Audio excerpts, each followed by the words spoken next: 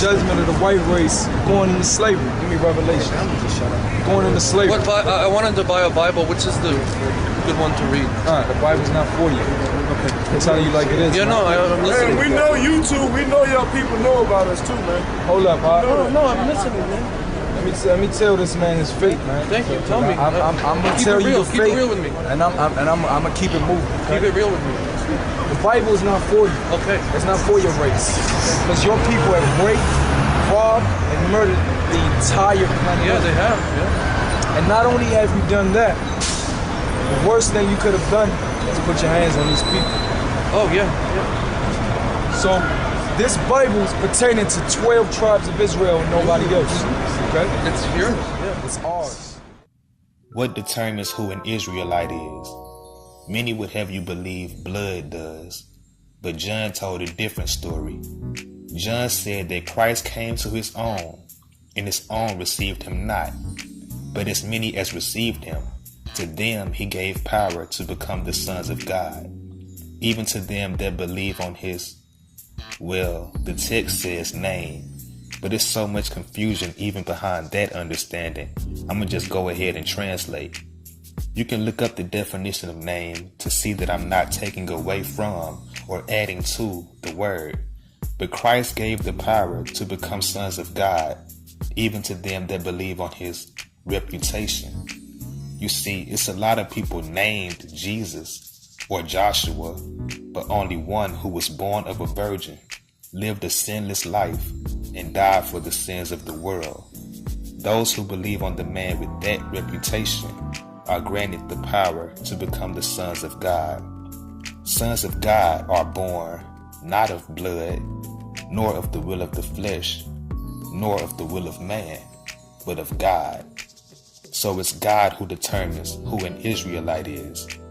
With that being said, how does God determine who an Israelite is? Man looks on the outward appearance, but God judges the heart. He is not a Jew which is one outwardly, neither is that circumcision which is outward in the flesh, but he is a Jew which is one inwardly.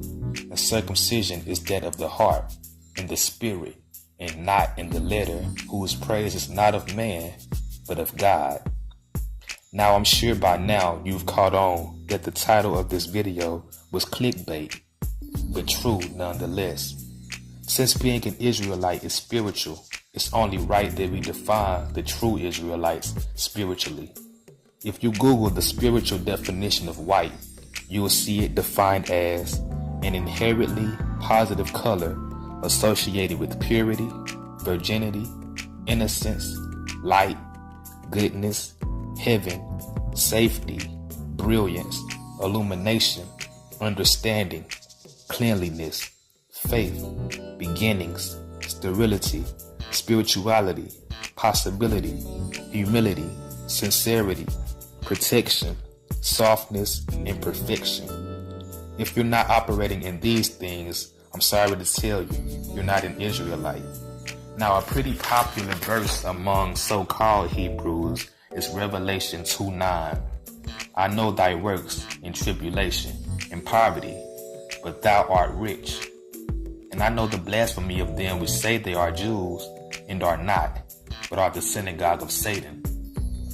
Little do they know, the synagogue of Satan could very well apply to them, and it usually does. Key word being usually. I know some brothers and sisters who classify as Hebrews, like Paul, but worship God in the spirit and rejoice in Christ Jesus and have no confidence in the flesh, like Paul. Those who worship God in the flesh and rejoice in nationality and have no confidence in the spirit hate Paul. That's because they are living in darkness. But you, white people, are a chosen generation, a royal priesthood, and holy nation, a peculiar people, that you should show forth the praises of him who has called you out of darkness into his marvelous light, which in time past were not a people, but are now the people of God, which had not obtained mercy, but now have obtained mercy. Dearly beloved, I beseech you as strangers and pilgrims, abstain from fleshly lusts, which war against the soul. having your conversation honest among the Gentiles, that whereas they speak against you as evildoers, they might, by your good works, which they shall behold, glorify God in the day of visitation. Shalom.